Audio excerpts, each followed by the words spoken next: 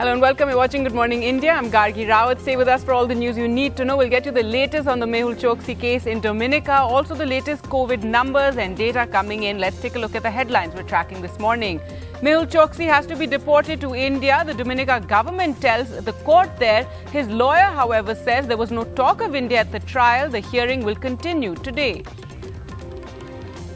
A BJP leader in Uttar Pradesh's Kanpur town faces a police FIR after he and his associates allegedly helped a wanted criminal escape after his arrest. A BJP leader and municipal councillor was shot dead by terrorists in Jammu and Kashmir's Pulwama district. A woman also injured in the attack. The Supreme Court slams the centre on the vaccination policy for 18 to 44-year-olds, says policy of paid vaccination for that age group arbitrary and irrational, asks the centre to revisit the review the policy. In Uttar Pradesh, 200 children lost both parents and 1,800 lost one. Government announces schemes, but are they enough? No 12th board, so how will merit be decided? Sources say the CBSE is working on two options for assessment. The board secretary tells NDTV they need around 2 weeks to work out the evaluation system.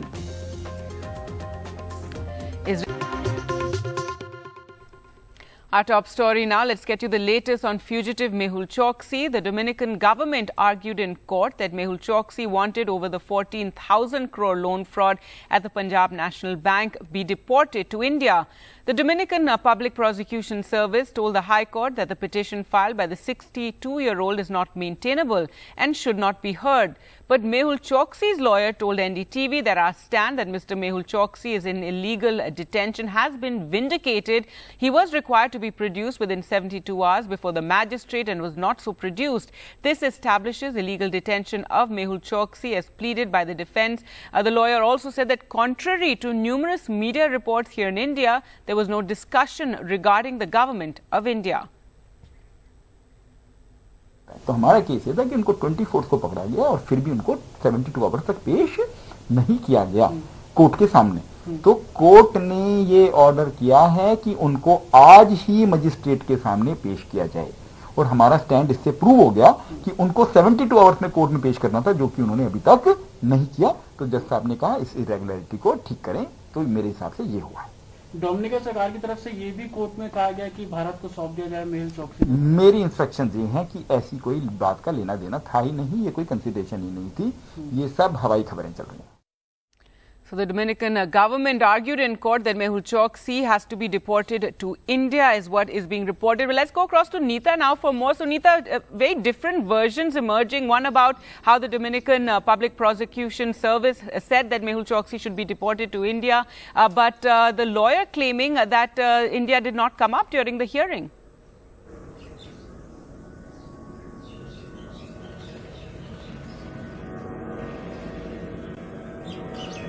Right, Neeta, if you can hear me. Yes, Gargi, you know, there was intense legal arguments from both the sides. As far as India is concerned, India has been harping on the fact that Mehul Choksi is an Indian citizen. He's an Indian fugitive wanted by India, by various agencies, because he has defrauded India for almost 14,000 crores. But as far as his legal team is concerned, they have been, you know, contending. They have been always pleading that Mehul Choksi was illegally abducted from Antigua and taken to Dominica, and that is why the fact that even if he is, you know, need to be deported, he needs to be deported back to Antigua and not to India. As far as India is concerned, India has been again saying on 3 points, you know, that there is an RCN against him. ED has been saying that we have been looking out for him. There are various notices pasted outside his residence in Mumbai, but he has not been responding to them. As far as the citizenship of Antigua is concerned, he has acquired that citizenship based on false facts, wrong facts, in fact. And, you know, even the proper procedure which needs to be followed by him to, get that citizenship has also not been followed, because under Rule 23 of the Citizenship Act, the citizenship acquired by any national foreign needs to be ratified by the Ministry of Home Affairs. In Mehul Choksi's case, it has not been done so instead of sending him back to Antigua, he needs to be sent back to India. Sources are telling us that this issue was discussed there in Dominica, but his lawyer obviously is saying that it was not discussed. Today again the hearing is going to be a very crucial hearing, because India has been using all diplomatic channels as far as bringing back Mehul Choksi is concerned. Gargi? All right, Neeta, thanks so much for joining us with that, and the hearing will continue on Thursday. News now from Uttar Pradesh, and a BJP leader in UP's Kanpur faces a police FIR after he and his associates allegedly helped a wanted criminal escape after his arrest. A late-night statement by Kanpur Police Commissioner Asim Arun confirmed that the police had also included BJP leader Narayan Singh Bhadoria's name in the FIR after they came across a video confirming his presence at the spot where the wanted criminal Manoj Singh was freed from the police. Singh faces over a dozen criminal cases, including serious charges like murder, extortion and rape. Take a look at those visuals.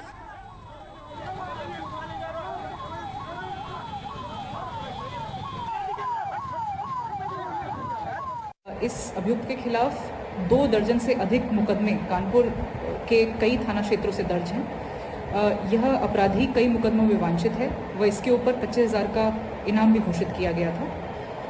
हिरासत में लेने के बाद मौके से ही इसके साथियों द्वारा इसे छुड़ाकर भगाने का प्रयास किया, जिसमें वह सफल हुए। इस संबंध में थाना नौबस्ता पर ही 420/21 मुकदमा अपराध संख्या दर्ज कर लिया गया है सुसंगत धाराओं में। कई सारी सोशल मीडिया के माध्यम से वीडियोस इस घटना के संबंध में प्राप्त हुई हैं, जिसके आधार पर अभियुक्तों की पहचान की जा रही है व आवश्यक विधिक कार्रवाई अमल में लाई जाएगी। Let's go across to Alok Pandey now for more. Alok, give us more details. We can see those visuals that were, scrutinized by the police, and then these complaints were filed. It's quite a crazy story, Gargi, because this is not really back of beyond. This is one of Uttar Pradesh's biggest cities and one of its most industrialized towns, so to say, Kanpur, and it's just about 80 kilometers from Lucknow. Now, this incident took place on Wednesday afternoon. The man in the black shirt who you see being dumped into that police jeep, I know these are shaky visuals, that they've been shot on a mobile phone and they're quite dramatic, so the camera is also moving around. But you can see what's happening, there are 5 people trying to push one criminal into one jeep, and then you have the police also being shoved and pushed.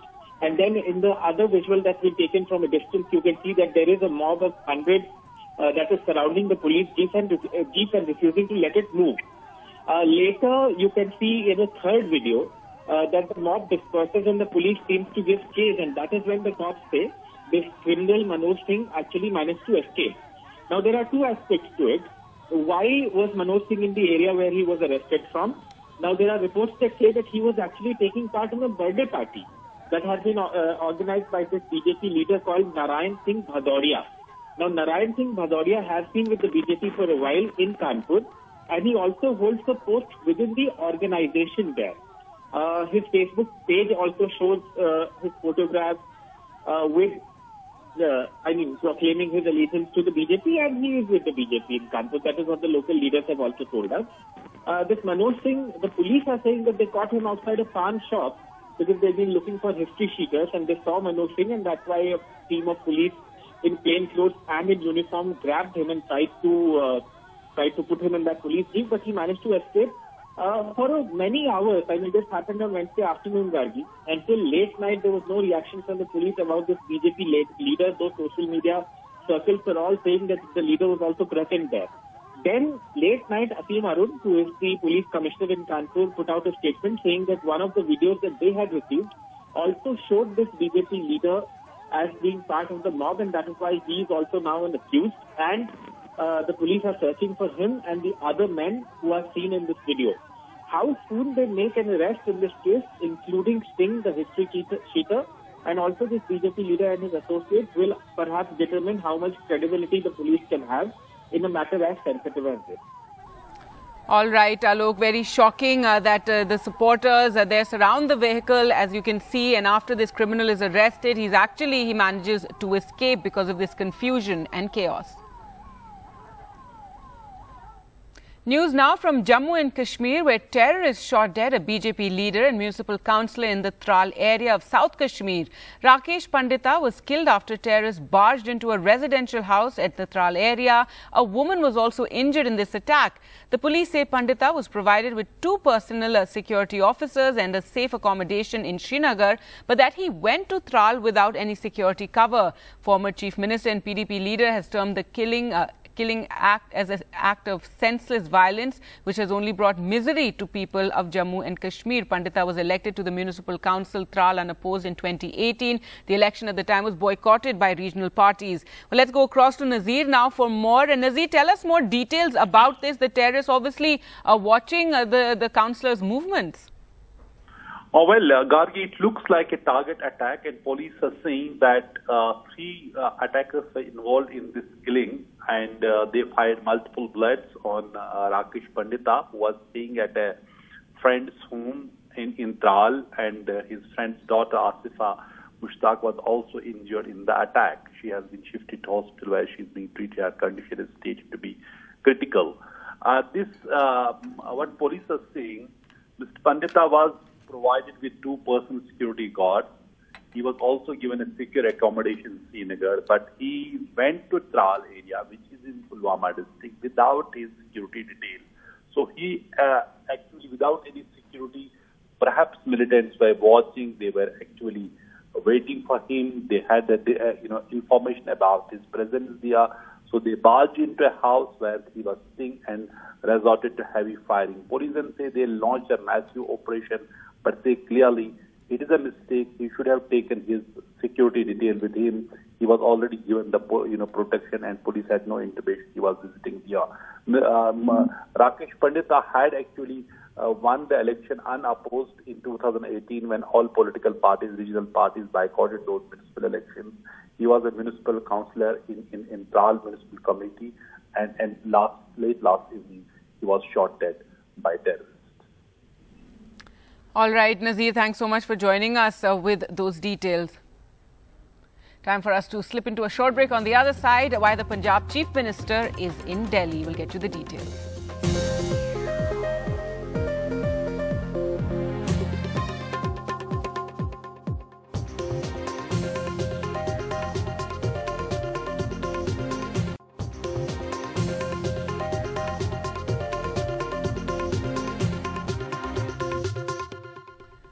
Welcome back. Now, Punjab Chief Minister Captain Amrinder Singh will be in Delhi today to meet the 3-member party panel formed to resolve the infighting in the state. The meeting will be held in the evening of June 3rd or tomorrow morning. A section of the party has contended they cannot win the assembly election due next year under the leadership of Mr. Singh. The dissent grew to such proportions that party chief Sonia Gandhi had to form a team to look into the issue. आज हमने करीब 40 लोगों से बातचीत किया, तो सब के मन में एक उत्साहपूर्ण वातावरण है और उनका कहना है कि हम यदि समेट करके सब लोग साथ खड़े होते हैं तो कांग्रेस बहुत अच्छी स्थिति में है. Well, let's go across to Sunil Prabhu now for more. And Sunil, Captain Amrinder Singh has been facing, murmurs of dissent for a while now, but now it's gotten to this serious level, and the Chief Minister is going to be in Delhi. That's right. So really, this is the first opportunity for the 3-member panel to listen to his side and his, narrative in terms of what has happened. The fact, of course, is that somewhere down the line, there has been a disconnect between the party MLAs as well as Captain Amrinder Singh. Captain Amrinder, who has been confined according to his associates and only listens to 2 or 3 people, has been confined to the his farmhouse. What are the issues? So one, of course, the most important issue is that he still seems to be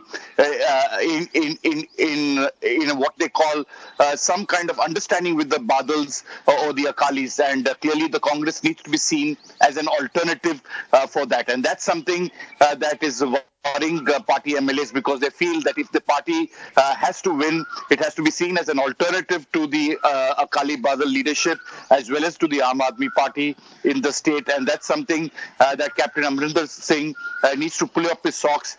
He is still the tallest leader in the party. He is still a person, if he takes up and starts behaving in the way Chief Minister should do in the next 2-3 months, the party can definitely revive because it has done well in February.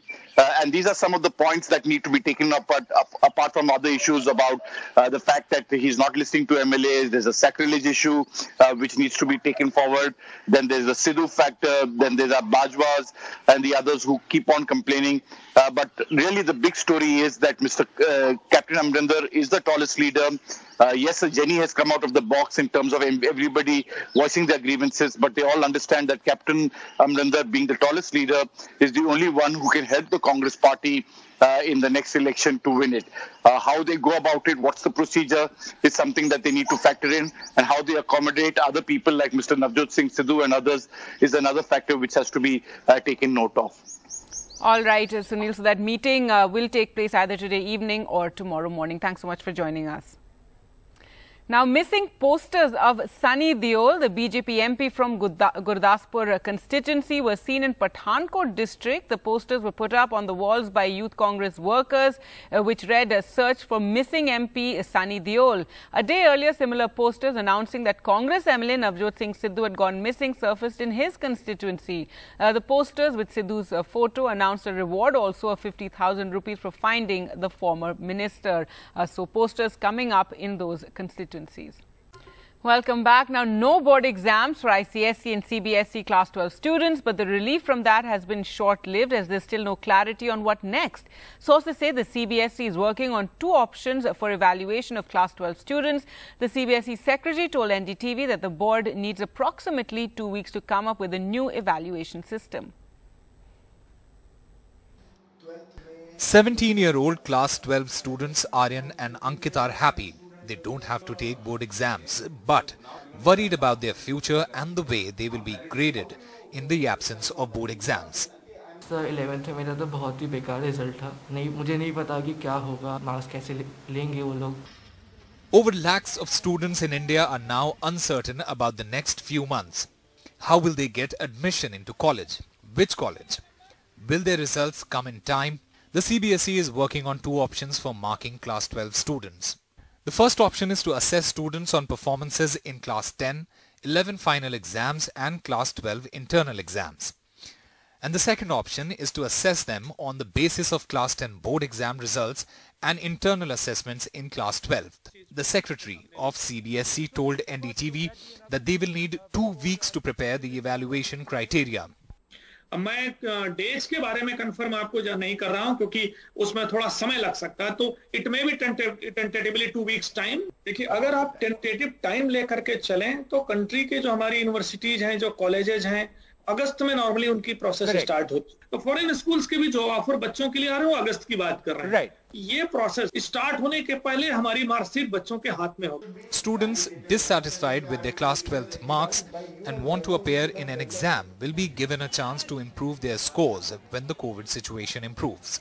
But as of now, no clarity from CBSE, and students are saying they are relieved but still anxious about their markings.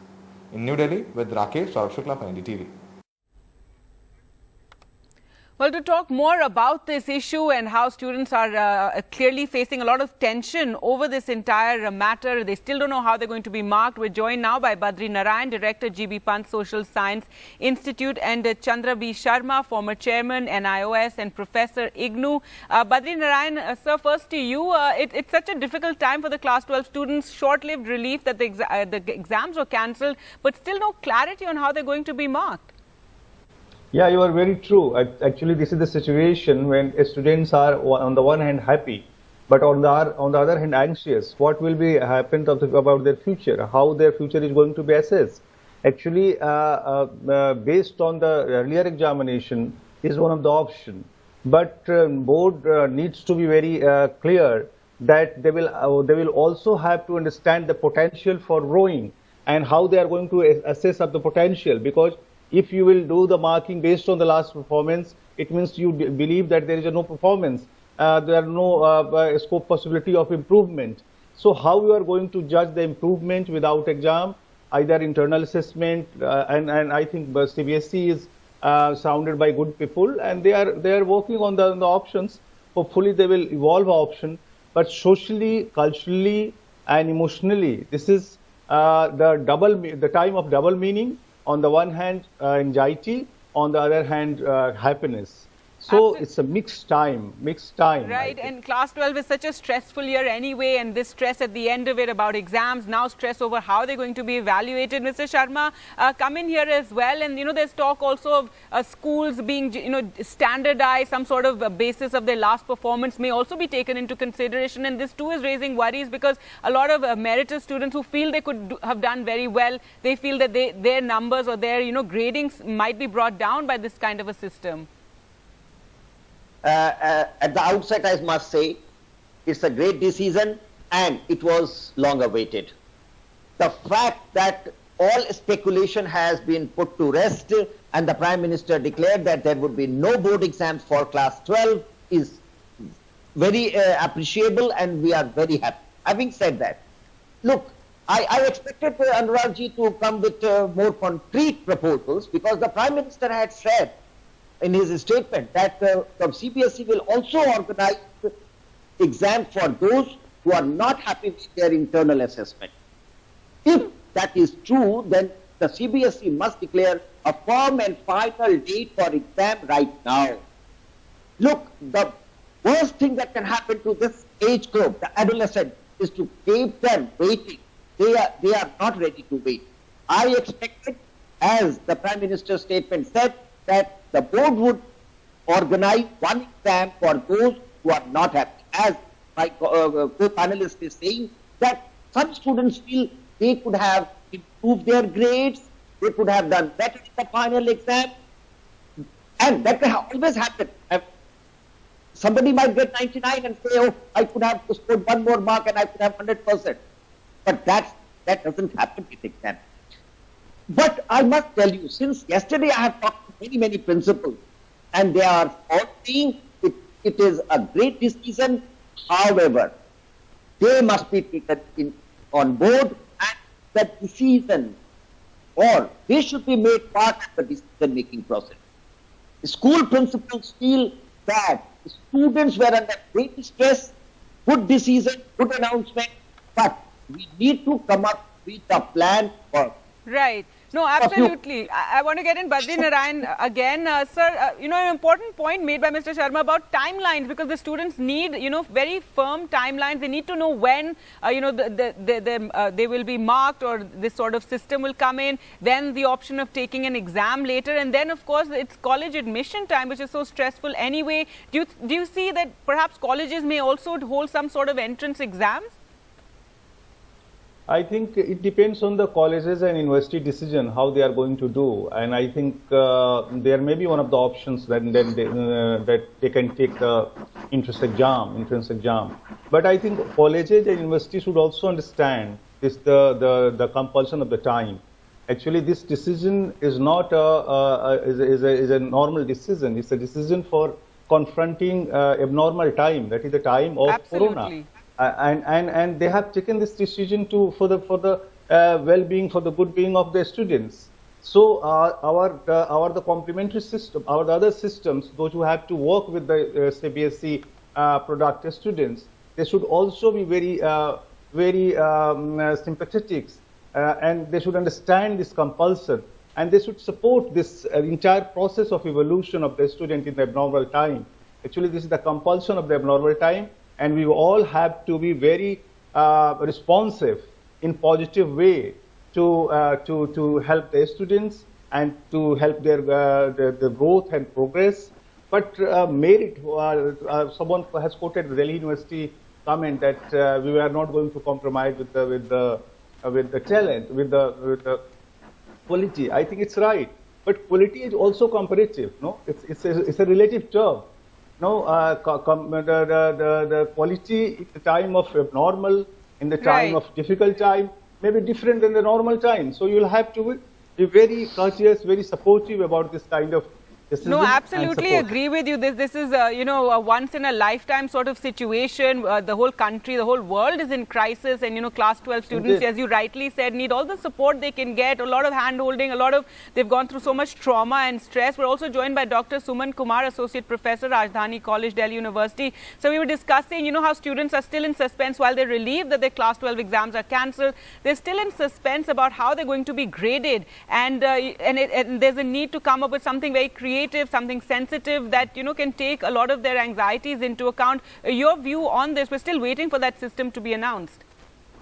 Yeah, it's a very good decision which the ministry has taken, and from the students' point of view, see, this second wave of corona has affected a lot of families. Means if you count on your fingers, there are only few families left. Otherwise, you just look around yourself and your house, you will find everyone suffering from this. So students are not in a mood to prepare for the exams. It is not only for 12, even for our university system, for undergraduate also. The students are under so much trauma and stress that they have lost their family members. They have seen the trauma around themselves. So they are not in a position to prepare for the exam. And you know, the word exam or interview, these are very stressful words. So the moment you hear them, you come under stress. So obviously a student who is appearing for class 12, what is his or her age? So keeping in view the mental state of those students, it's a very good decision, and the modalities obviously will come within 1 or 2 days as announced by the ministry. But definitely students are very happy with this move, as well as the parents. Because, see, in this situation... Sir, but it's also very challenging for colleges now on admission. We were just discussing whether there'll be some sort of, you know, admission exam. And you're very right, it's been very traumatic. I spoke to some students who said many of their classmates had lost one parent. I, you know, can't imagine the kind of stress they've gone through. Do you think some colleges will even have a sort of exam for admissions in certain courses? See, colleges cannot decide. Sure. It will be decided by the university. So it will be a common policy, and of course last year also we started with online admissions in Delhi University at least, and other places also, in other universities also followed the same thing. So I think this year also the common policy is yet to come, and as and when it comes, obviously physical mode is not possible in today's circumstances. So whatever this decision is there, the entire university will have to abide by that. And we are also waiting for that, in fact. Absolutely. Mr. Sharma, another point is also that a lot of the state class 12 exams are, you know, are still there. Some states have cancelled them. So that suspense is also there for so many students, especially, you know, in rural parts of the country, are taking the state class 12 exams. I would like to take reference of Badri Narayan's statement that universities are free to take decision about their admission process, and they will decide. Even Suman is saying the same, that university will decide on the admission criteria and colleges would follow. Why can we not say that about CBSE? Because I want to raise a very fundamental question, a very pertinent question which has put us in this situation. No institution is an autonomous institution in school education. The government decides. So it has become a political issue.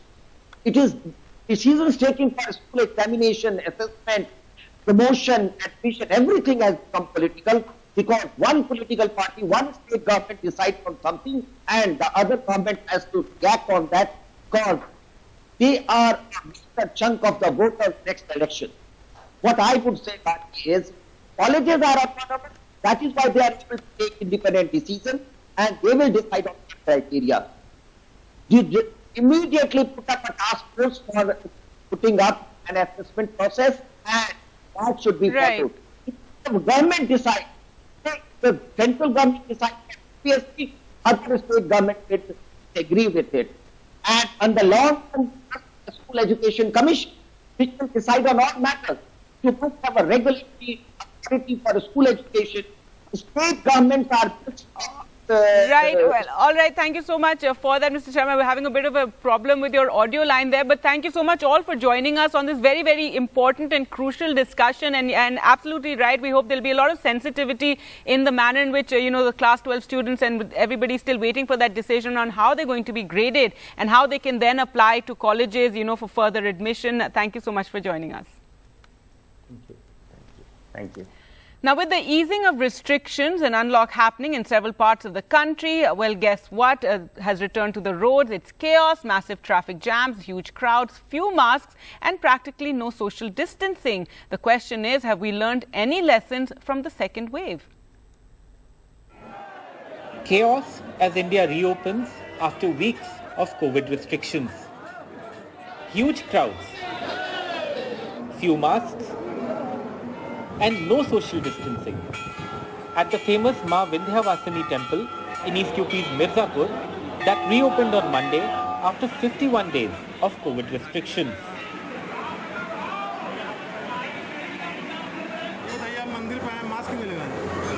छूट गया, भूल गए वहाँ पे, दुकान पे भूल गए। दर्शन करने आए हैं जी, आप मास्क लगाए हैं? हाँ, मास्क है सर, वो थोड़ा सा निकाल दिए थे। In Azamgarh, also in East UP, a big traffic jam at this main town intersection just hours after restrictions were eased.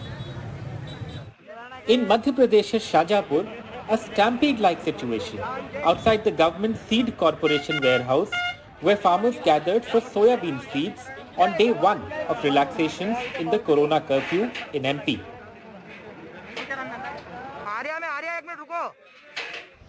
In Jammu, the biggest crowds at wine shops like this one that also opened after a month.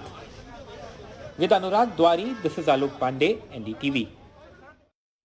With a near lockdown in Bengal since mid-May, COVID numbers have declined, coming down to half since a month ago. That has meant that satellite centers set up by hospitals are almost empty and hospitals are beginning to shut them. Saurabh Gupta reports.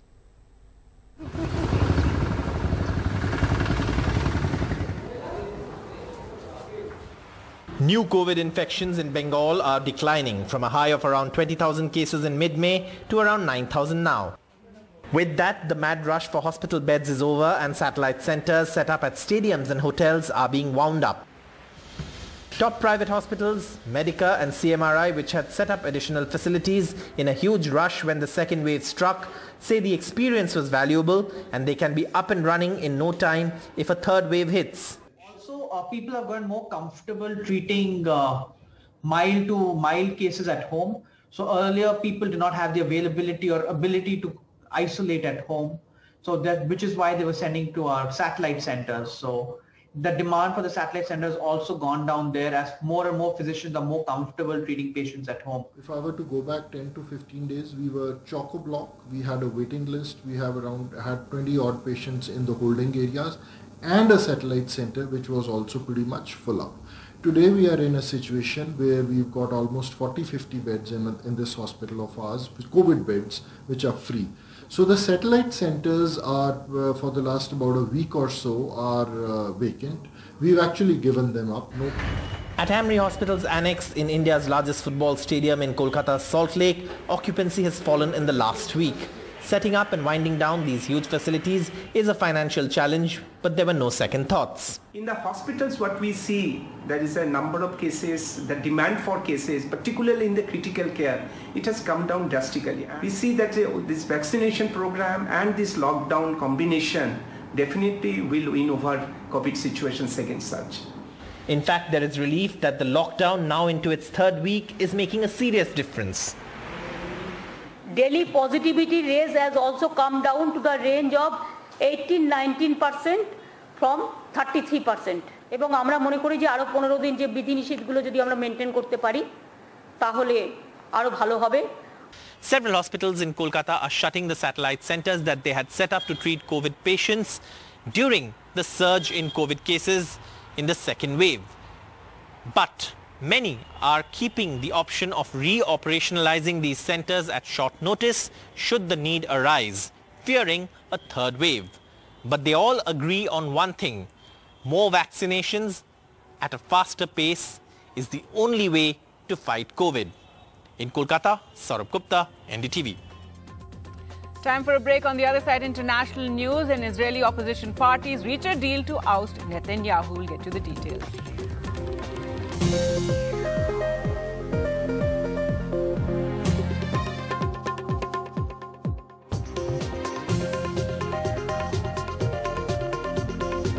Welcome back. In Mohali in Punjab, there's a new drive, Adopt a Village for Vaccination. This innovative idea is the brainchild of an IS officer and Deputy Commissioner of Mohali. What's it all about and how has it helped a village? Take a look. Masol village, 25 kilometers from Mohali, adopted for vaccination.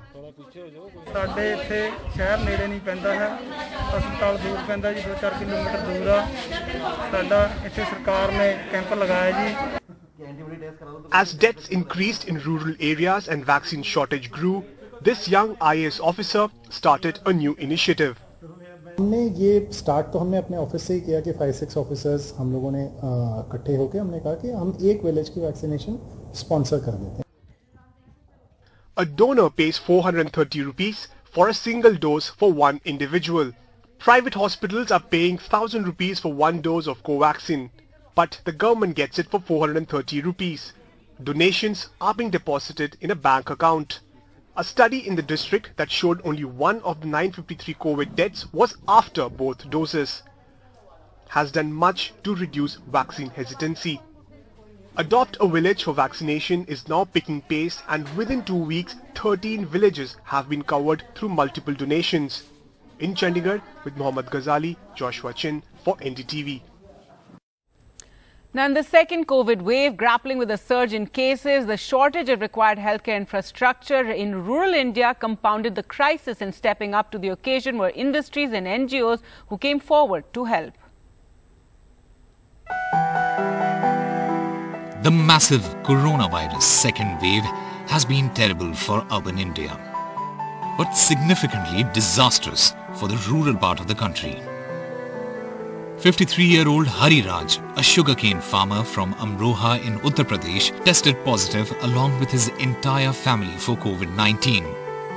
Facing a huge challenge in procuring even the basic medicines, Hari Raj reached out to the help desk of Wave Industries. बुखार आया, हल्की सी खांसी हुई, तो कोई वैसे वो ना करी, तो यहाँ टेस्ट जो कराया उसमें आया, अस्पताल से भी गए, वहाँ से कोई लाभ नहीं आया, वहाँ से फौरन आराम है. इनके बहुत बहुत आभारी हैं, इन्होंने हमारी मदद की और गांव वालों को भी जिन्हें हुआ, जिसे हमने बताया, उनकी भी इन्होंने मदद की.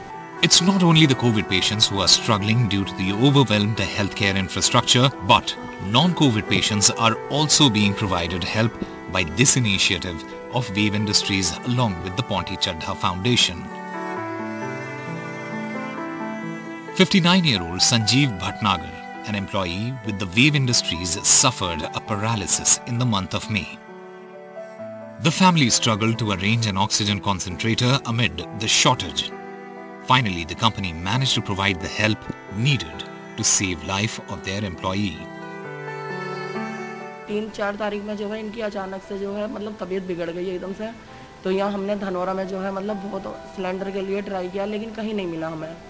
फिर हमने जो है फैक्ट्री में फ़ोन किया तो फिर वहाँ से जो है ऑक्सीजन का इंतजाम हो गया था.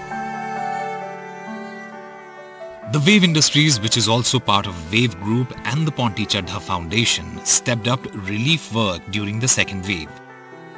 This includes preparing kits of necessary medicines along with setting up a COVID facility, COVID ICU beds and oxygen banks. Corona महामारी थी, इसने जो सेवा भाव पैदा किया हमारे अंदर, उससे एक नया जीवन जीने का उद्देश्य हमको दिया. क्षेत्र में जो किसान थे तो उनके घर पे पेशेंट आ रहे थे, तो उन्होंने एक ऑक्सीजन की डिमांड अचानक क्रिएट हुई, तो मैसेज आने लगा, तो हमने एक हेल्प डेस्क तैयार की जिस पे अपने सीनियर ऑफिसर्स के नाम लिख दिए और मोबाइल नंबर डाला कि अगर किसी को किसी तरह की आवश्यकता है तो हमारे इस नंबर पर कॉल करें. The Ponti Chadha Foundation has also been providing help to the local administration to strengthen their fight against the rising COVID cases. एक हफ्ते पहले या 10 दिन पहले पर डे 100 केस आ रहे थे अराउंड, तो उस वक्त काफ़ी दिक्कत हो रही थी. कोलैबोरेशन बहुत ज़रूरी था. वेव इंडस्ट्रीज़ वालों ने पूरा सहयोग किया, पहले भी हमारा अस्पताल का सहयोग करते रहे हैं.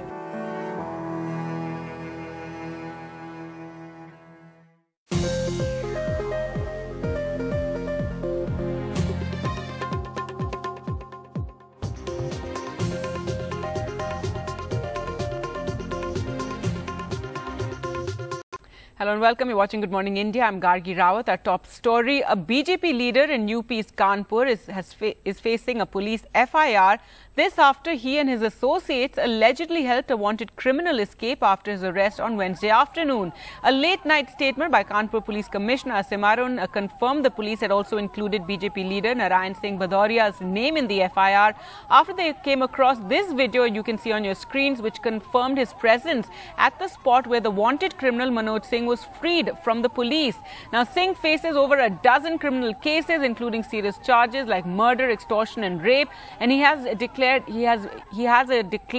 history sheeter by the police. Bhadoria is a local BJP leader and in Kanpur and also holds a party position within the organization. Now, this incident took place on Wednesday afternoon in an area called Naubasta in Kanpur. A team of the UP police had arrested Singh from a pawn shop outside a guest house where a birthday party of the BJP leader Bhadoria was taking place. Singh was reportedly part of the celebrations, but as he was being put into the jeep, as you can see, massive crowds, protests, a chaos and confusion in which Singh managed to escape. इस अभियुक्त के खिलाफ 2 दर्जन से अधिक मुकदमे कानपुर के कई थाना क्षेत्रों से दर्ज हैं।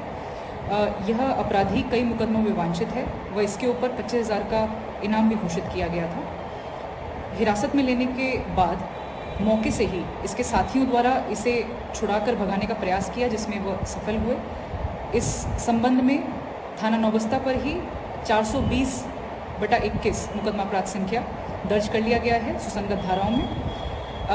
कई सारी सोशल मीडिया के माध्यम से वीडियोस इस घटना के संबंध में प्राप्त हुई हैं, जिसके आधार पर अभियुक्तों की पहचान की जा रही है व आवश्यक विधिक कार्रवाई अमल में लाई जाएगी। Let's go across to Alok Pandey for more on that. And Alok, the police have acted fast in this case, and we can see that video. If you could just take us through what's happening, we can see the sort of chaos, jostling that's taking place, and this criminal managed to escape in all this confusion. Well, you're absolutely right, Gargi, and Manoj Singh is no ordinary criminal. Like you were saying, he faces over 24 cases of serious criminal charges like murder, extortion, kidnapping, rape, and like you said again, he's been declared a history sheeter by the local police force. Now, what is incredible about this story, I think, are 2 things. Number one, this is not some back of beyond location. This is Kanpur. It's a town just 80 kilometers from Lucknow. It is one of the most developed towns in UP, and it's one of its most industrialized centers also. And yet, in the middle of this town or city, you have something like this happening.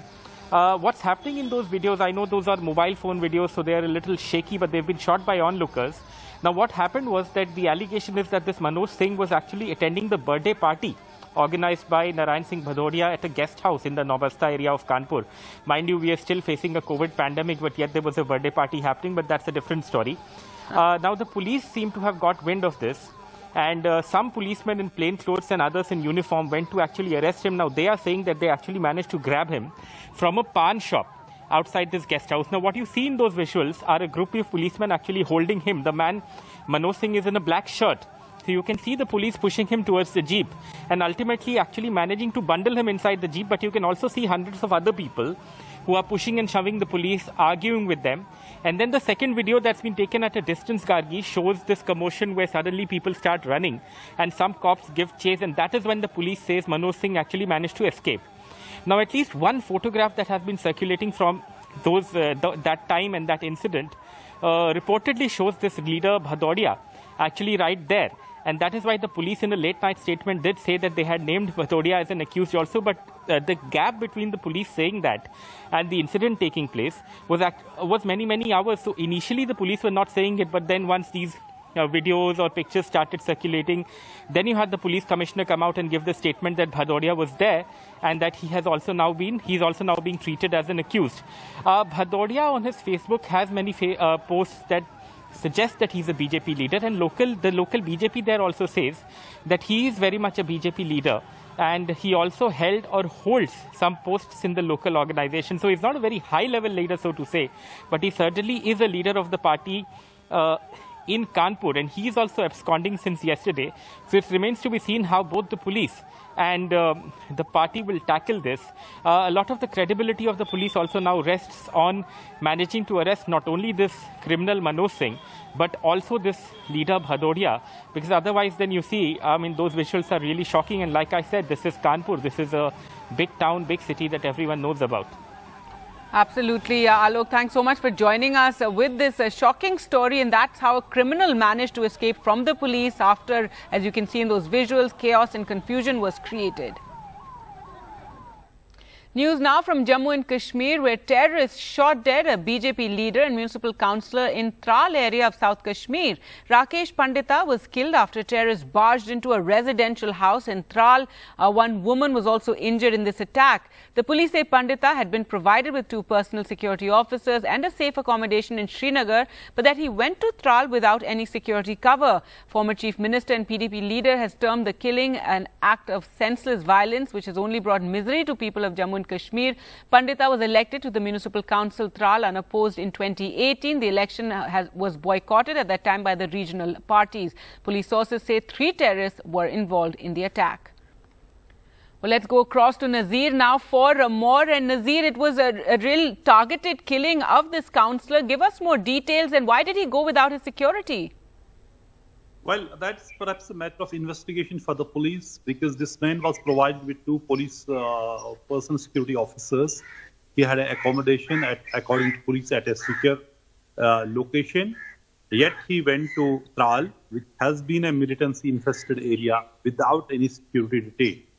And police say there was no intimation as well about his visit there. Though he is a municipal councillor from Tral, but he was staying in Srinagar because of his security threat. Last year there have been several, BJP workers and the councillor, they were targeted. And after that there was review of the security of all the political workers, and all these people, particularly the BJP affiliated politicians, were given security and also government accommodation in Srinagar, so that there's no more, loss of life. But in this case, what police are saying, he went to Tral without any security detail. So in a sense, allowing himself to become a sitting duck. This attack has been strongly condemned by all political parties. Mehbooba calling it a, senseless violence, which has brought miseries to the people of Jammu and Kashmir. Sajjad saying that gun is a curse, and this is yet another, killing of a non-combatant. And Umar Abdullah saying that it is part of a series of the killings and the attacks on the mainstream politics, and strongly condemn this. And Lieutenant Governor Manoj Sinha saying that the culprits will be brought to justice after strongly condemning it. But the fact is that mainstream workers from any political party have been the target of militants for the last 30 years, and thousands of people, because they joined, democratic process, have become the target. But BJP for the last 1 year, their workers have become the main target of militants. All right, Nazir, thanks so much for joining us with those details. So, a councillor there killed by terrorists. Punjab Chief Minister Captain Amrinder Singh will reach Delhi today to meet the 3-member party panel formed to resolve the infighting in the state. This meeting will be held either today evening or tomorrow morning. A section of the party has contended that they cannot win the assembly elections due next year under the leadership of Captain Amrinder Singh. The dissent grew to such proportions that party chief Sonia Gandhi had to form a team to look into the issue. आज हमने करीब 40 लोगों से बातचीत किया, तो सब के मन में एक उत्साहपूर्ण वातावरण है और उनका कहना है कि हम यदि समेट करके सब लोग साथ खड़े होते हैं तो कांग्रेस बहुत अच्छी स्थिति में है. So really this is the first opportunity for the 3-member panel to listen to his side and his narrative in terms of what has happened. The fact, of course, is that somewhere down the line, there has been a disconnect between the party MLAs as well as Captain Amrinder Singh. Captain Amrinder, who has been confined according to his associates and only listens to 2 or 3 people, has been confined to the his farmhouse.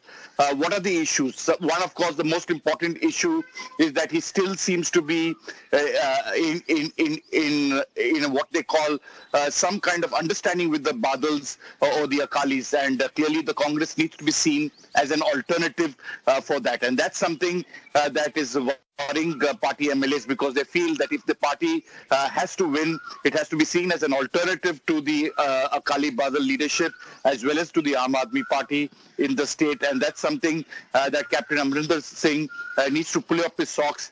He is still the tallest leader in the party. He is still a person, if he takes up and starts behaving in the way a chief minister should do, in the next 2-3 months, the party can definitely revive, because it has done well in February. And these are some of the points that need to be taken up, apart from other issues about the fact that he's not listening to MLAs. There's a sacrilege issue which needs to be taken forward. Then there's the Sidhu factor. Then there's the Bajwas and the others who keep on complaining. But really the big story is that Mr. Captain Amrinder is the tallest leader.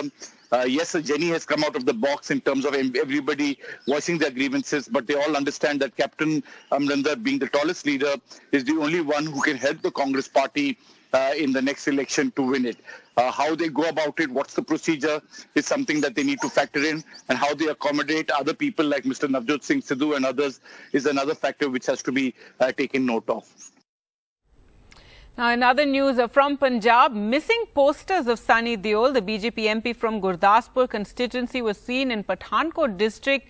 The posters were put up on walls by Youth Congress workers, which read that search for the missing MP Sunny Deol. Now, a day earlier, similar posters announcing that Congress MLA Navjot Singh Sidhu had gone missing also surfaced in his constituency. The posters with Sidhu's photo announced a reward of 50,000 rupees for finding the former minister. No board exams for the ICSE and CBSE students, but the relief from that has been short-lived as there's still no clarity on what next. Sources say the CBSE is working on 2 options for evaluation of Class 12 students. The CBSE secretary told NDTV that the board needs approximately 2 weeks to come up with a new system.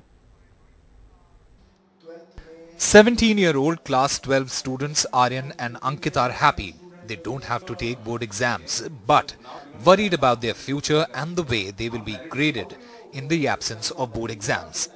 Sir 11th में मेरा तो बहुत ही बेकार result था, मुझे नहीं पता कि क्या होगा, मार्क्स कैसे लेंगे वो लोग. Over lakhs of students in India are now uncertain about the next few months. How will they get admission into college? Which college? Will their results come in time?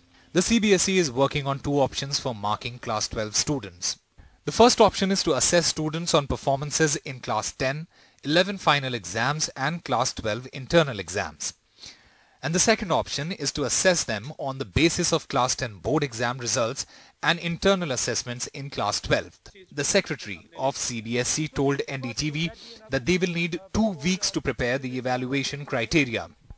मैं डेज के बारे में confirm आपको नहीं कर रहा हूं क्योंकि उसमें थोड़ा समय लग सकता है, तो it may be tentatively 2 weeks time. देखिए, अगर आप टेंटेटिव टाइम लेकर के चलें तो कंट्री के जो हमारी यूनिवर्सिटीज हैं, जो कॉलेजेस हैं, अगस्त में नॉर्मली उनकी प्रोसेस स्टार्ट होती है. तो फॉरेन स्कूल्स के भी जो ऑफर बच्चों के लिए आ रहे हैं वो अगस्त की बात कर रहे हैं. ये प्रोसेस स्टार्ट होने के पहले हमारी मार्कशीट बच्चों के हाथ में होगी. Students dissatisfied with their class 12th marks and want to appear in an exam will be given a chance to improve their scores when the COVID situation improves.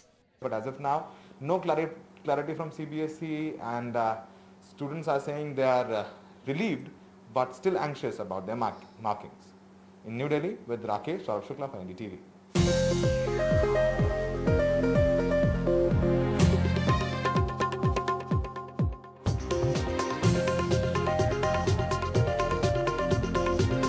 Welcome back. Well, let's now get you the latest on the Mehul Choksi hearing that is taking place in Dominica. And the latest development is that Mehul Choksi's bail has been rejected. The magistrate's court has rejected his bail. Now, remember, in the previous hearing that was taking place, the prosecution said that Mehul Choksi should be deported to India. That's what the Dominican government had actually argued there, while Choksi's lawyer claimed that India did not come up in that particular hearing and that that they were vindicated, that he was there, that he was in illegal detention. But now the latest development is that his bail has been rejected.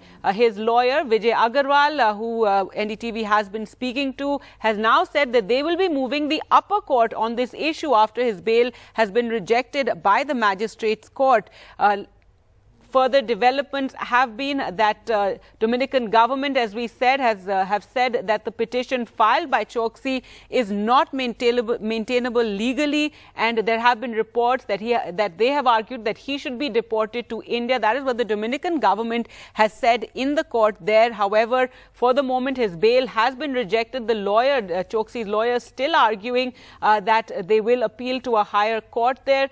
The Dominican government has said the petition by Choksi should not even be heard. Remember, the lawyers for Choksi are also arguing that he's in illegal detention, that he was brought to Dominica illegally. Remember, Mehul Choksi was in Antigua when he went missing. He was then arrested later in Dominica. There were reports that he was trying to escape to Cuba, but then his lawyers have said that he was actually kidnapped and taken to Dominica. So that's what Mehul Choksi's lawyers have said, that he was abducted and he was brought to Dominica by some people. That's what they are arguing, and that if he is deported from Dominica, he should actually be taken back to Antigua, as he is a citizen now of Antigua. The India, however, arguing that he should be deported to India now, and that he was in Antigua illegally, and that his whole citizenship issue there is under question. So Mehul Choksi's lawyer, however, has said our stand that Mr. Mehul Choksi is in illegal detention has been vindicated. And he also said he was required to be produced within 72 hours of his arrest in Dominica before the magistrate, but that was not done, and therefore his detention was illegal. And this establishes illegal detention of Mr. Mehul Choksi as pleaded by the defense. However, the latest development is that Mehul Choksi's bail has been rejected and the case will continue to be heard. The Dominican government arguing that it's not maintainable and that the petition should not be heard.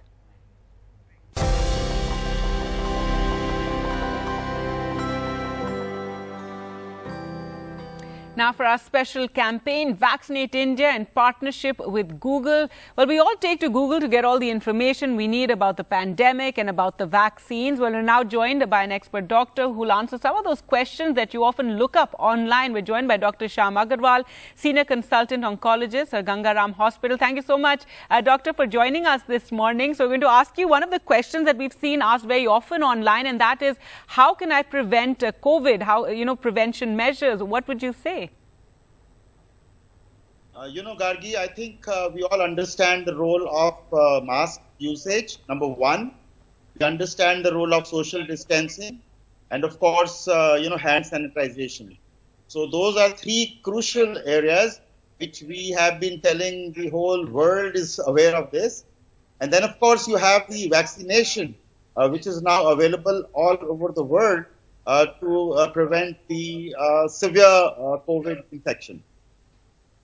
That's right. In fact, also, some of the guidelines have changed in the sense, and now it's said that the COVID can carry through aerosols of much further distance. So, talk about distancing. Also, the role of ventilation in closed areas, that is something that has really, over the last year, and since I've been reporting on that has really changed. And, a lot of emphasis on better ventilation wherever you are, isn't it, Doctor?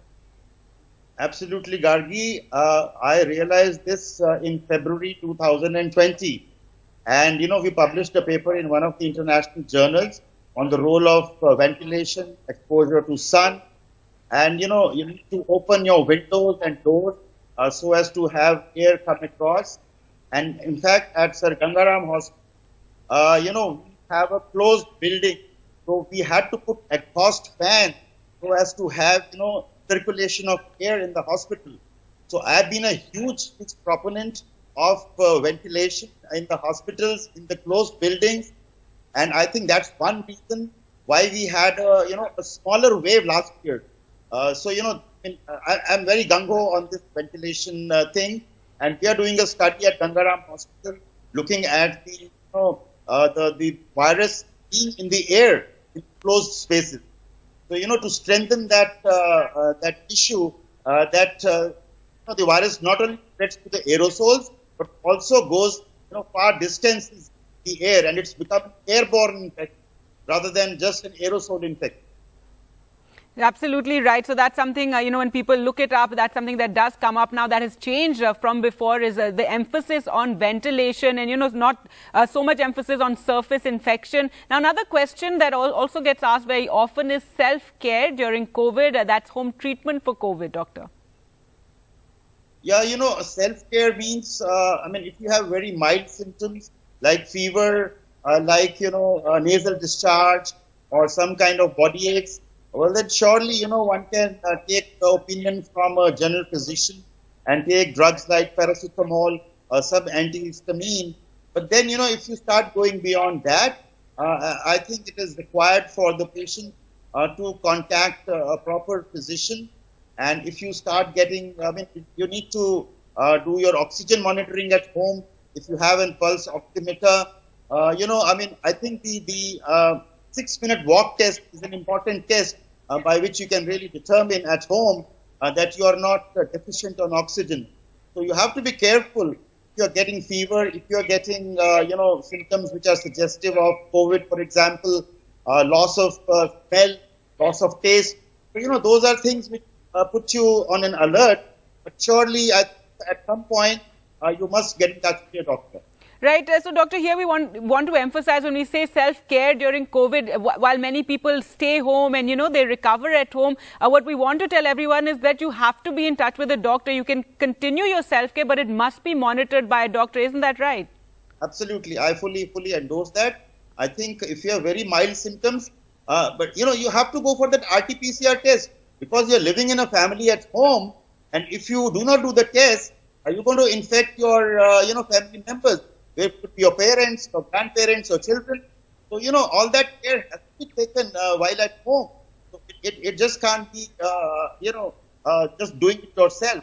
You have to be in touch with your doctor. And another, point that I want you to, talk about is how people these days are sharing their prescriptions. And that's an absolute no-no, isn't it? It can't be that one person in the family sees a doctor and the rest of the family who have COVID just look at that prescription and take the same treatment. No, Gargi, actually the treatment is evolving over the last, 1 year or so. Earlier, people were giving ivermectin, giving antibiotic. But as you know, over the last 1 year or so, even the prescription of doctors are changing as we are understanding the role of these antibiotics, ivermectin, and so on. So I don't think, two patients are the same. Absolutely. And the guidelines are evolving. So you just can't self-medicate, beyond a point. You have to be in touch with a local doctor and a good physician. Right. So when you say self-care at home, it is under the, guidance of a doctor and, you can do your treatment at home, but with the guidance of a doctor. Thank you so much, Dr. Agrawal, for joining us on the show. Thank you, Gargi. Thank you.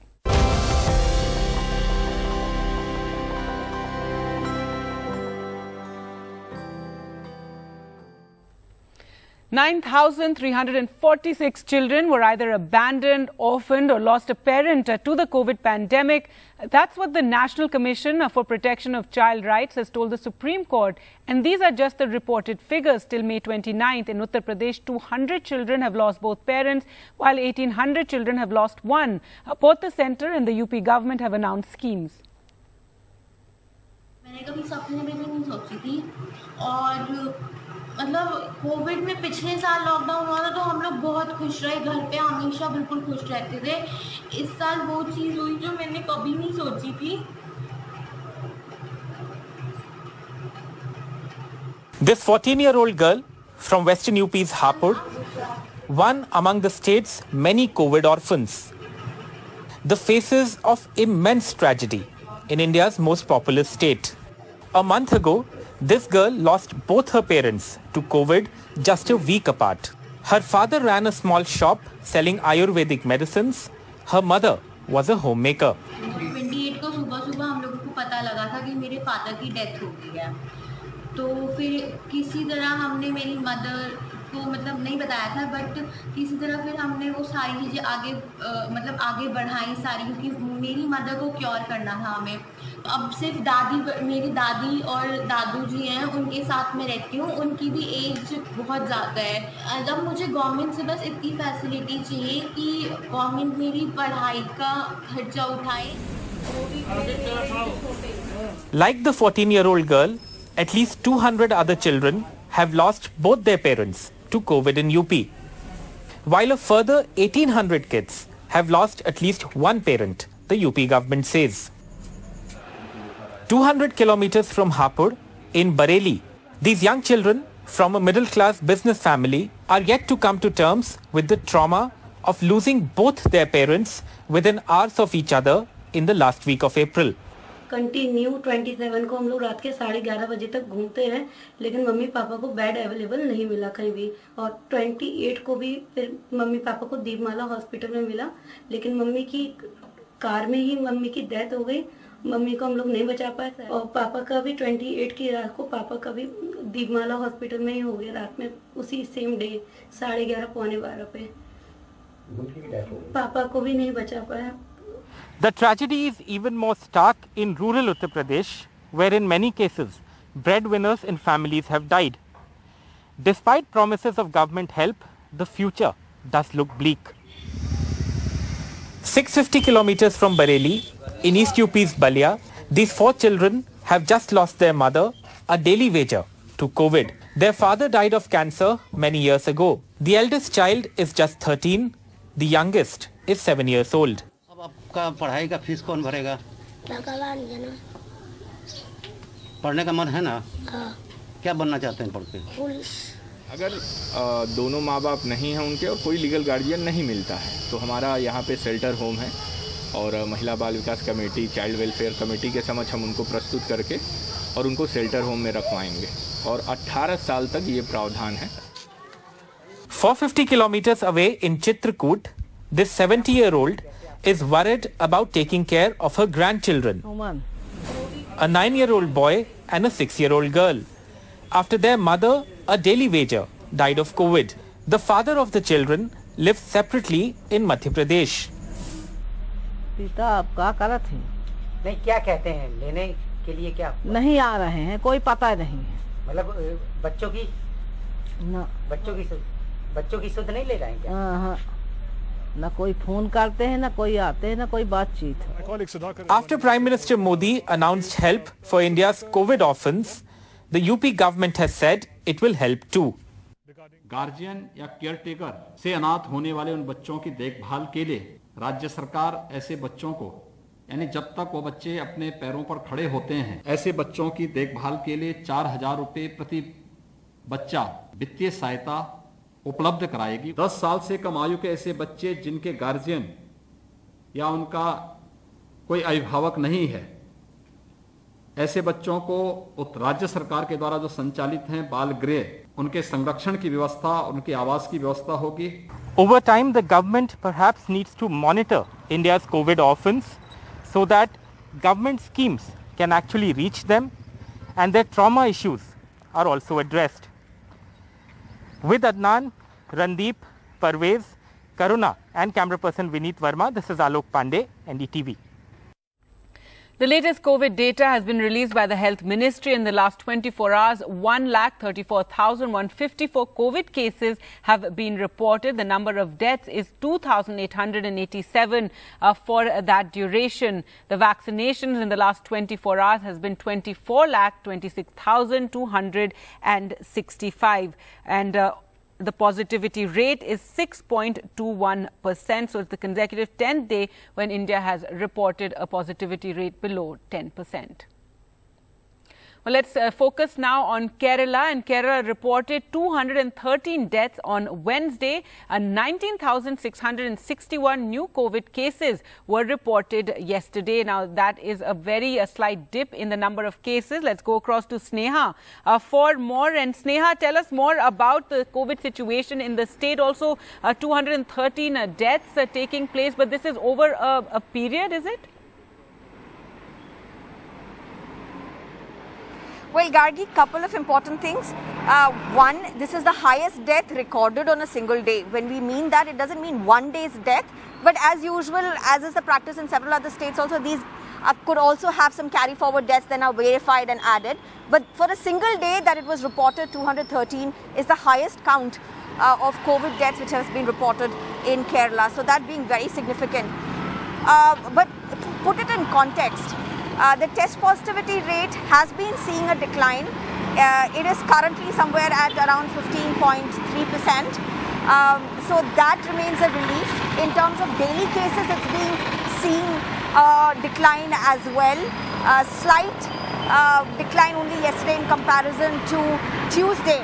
But overall concerns over the death, officials saying that there's not going to be any major increase because the cases are reducing, and these deaths that are being reported are those that are already admitted in the hospital from the previous peak that had emerged around 15th May. But that is of course what officials are claiming. We'll have to see for the coming days and closely monitor this. Meanwhile, in the assembly there was also heated debate in terms of the death count being recorded in the state. Opposition saying that those who have recovered, tested negative, but may have died due to, say, post-COVID complications should also be incorporated in the death count. The state government saying they are following the WHO guidelines, and that is not what the WHO has been saying, especially after a person has tested negative. So these are also being discussed extremely in this state. Meanwhile, here you have a lockdown which is in place. Of course, there are several relaxations which have also kicked in over the last few days. But also the government will also be deciding, with the test positivity rate and daily cases reducing, whether a lockdown would need to continue in days to come. That's also something that the government will have to closely decide, keeping the livelihood and the COVID containment measures both in tandem. Back to you, Gargi. All right, Sneha, thanks so much for joining us there with the latest numbers from Kerala. Now, with a near lockdown in Bengal since mid-May, COVID numbers have declined in the state, coming down to half since a month ago. And that's meant that satellite centers that were set up by hospitals are almost empty, which is good news. Hospitals are also beginning to shut them now. Saurabh Gupta reports.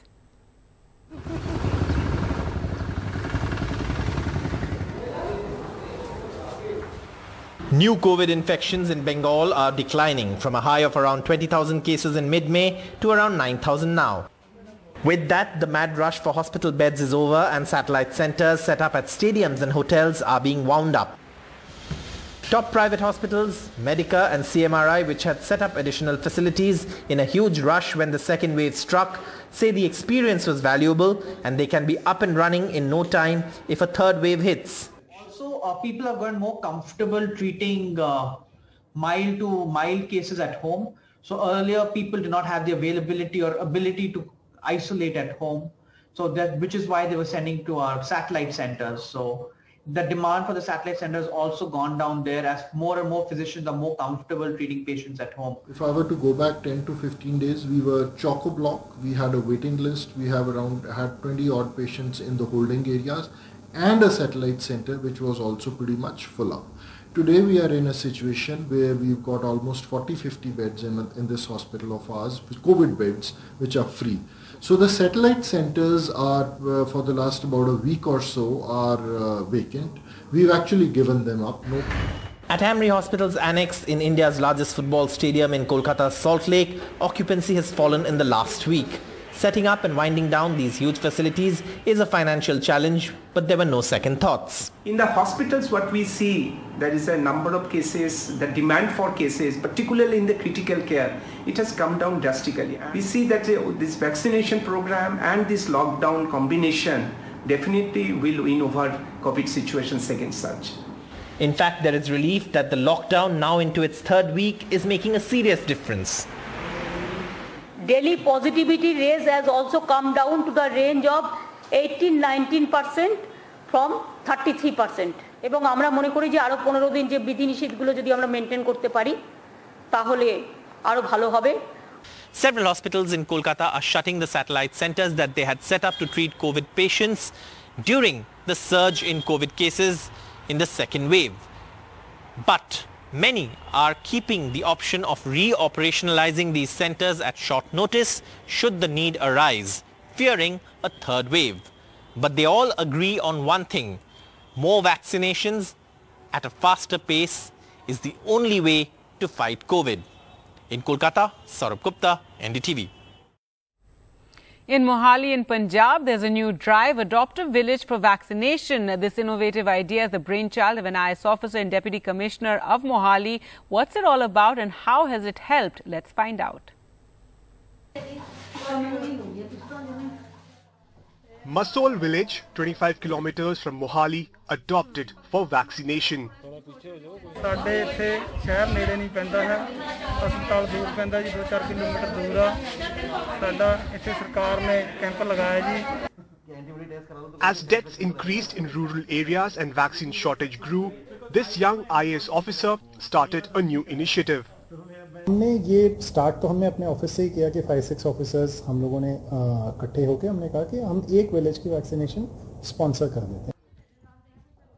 A donor pays 430 rupees for a single dose for one individual. Private hospitals are paying 1,000 rupees for one dose of Covaxin, but the government gets it for 430 rupees. Donations are being deposited in a bank account. A study in the district that showed only one of the 953 COVID deaths was after both doses has done much to reduce vaccine hesitancy. Adopt a Village for Vaccination is now picking pace, and within 2 weeks, 13 villages have been covered through multiple donations. In Chandigarh, with Mohammad Ghazali, Joshua Chin for NDTV.